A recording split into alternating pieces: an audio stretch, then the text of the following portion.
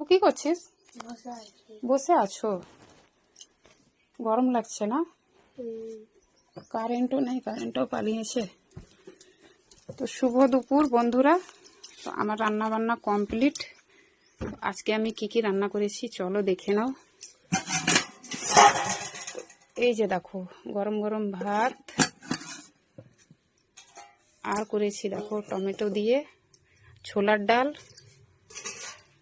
আর আছে আলু আর বড়া ভাজা, আর আলু সিদ্ধ। তো আলু সিদ্ধটাও আজ মানে টমেটো দিয়ে করেছি। আর আছে আমের চাটনি।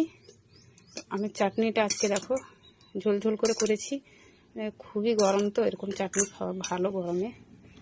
গরমটা তরকারি গরম আছে। আর এই যে দেখো, এটা কিসের তরকারি বলো তো বন্ধুরা?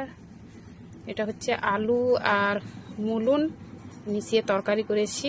তো অনেকেই হয়তো মানে চিনো না যেটা কি মুলুন কি জিনিস, আর অনেকে হয়তো চেনো।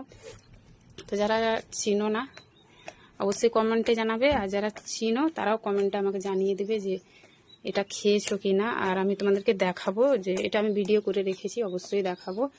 তো আমার মেয়ে তো একদমই খাবে না, আর ছেলে খাবে কিনা জানি না। তুই খাবি রে? তুইও খাবি না? ছেলেও খাবে না। তুই তো আলু সিদ্ধও খাবি না, তাহলে তুই ভাজা আর ডাল দিয়ে খাস। আর এই যে দেখো আছে আম সাথে। আর গরমও খুব গরম করেছে। গরমের কথা তো মানে বলতেই হবে না, প্রচণ্ড গরম করেছে। তো বন্ধুরা, কীরকম লাগলো তোমাদেরকে আজকের আমার মানে এই যে এইসব রান্না বান্না, অবশ্যই বলবে।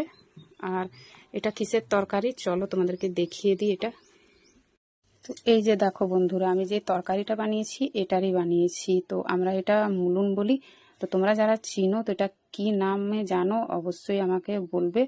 আর যারা চিনো না তাদেরকে বলে দিচ্ছি, এটা হচ্ছে পদ্ম ফুলের নিচের অংশটা জলের ভিতর থাকে, আর খুবই কষ্ট করে মানে টেনে বার করতে হয়।